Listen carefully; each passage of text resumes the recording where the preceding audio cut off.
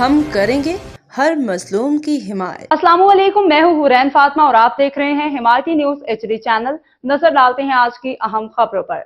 मोहम्मद खान जीशान की रिपोर्ट। 31 मार्च 2026 बरोज मंगल दोपहर 3:30 बजे कमिश्नर कराची ऑफिस में कमिश्नर कराची की सरबराही में दूध के नए नोटिफिकेशन के हवाले से अहम इजलास मुनक़िद हुआ। इस इजलास में डेयरी फार्मर, होलसेलर, रिटेलर्स ने अपने अपने तफसीली गोशवारे जमा करवाए। इजलास के दौरान ब्यूरो ऑफ सप्लाई ने अपनी रिपोर्ट पेश की, जिसके मुताबिक दूध की कीमत 250 रुपये फी लीटर बनती थी।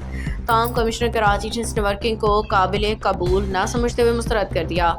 ये अमर वाज़ेह तौर पर महसूस किया गया कि कमिश्नर कराची का मौक़िफ़ पहले से 240 रुपये फी लीटर पर कायम था, जिसके बायस उन्होंने डेयरी फार्मर, होलसेलर्स, रिटेलर्स और ब्यूरो ऑफ सप्लाई के तमाम पेश करदा वर्किंग को रद्द करते हुए अस्तु 240 रुपये फी लीटर का नोटिफिकेशन जारी कर दिया। इस एक तरफा फैसले पर all Karachi milk retailer welfare association को शदीद तहफ़्फ़ुज़ात लाहक हैं। चुनांचे अपने जायज़ हकूक़ असूल के लिए एसोसिएशन ने सिंध हाई कोर्ट से रजू कर लिया है, जिसकी समाअत 15 अप्रैल 2026 को मुकर्रर की गई है। तर्जुमान all Karachi milk retailer welfare association Abdul Wahid Gadi. खबर रहिए हर जगह हर वक्त, जानिए मुल्की और गैर मुल्की हालात व वाक़यात यकीन के साथ।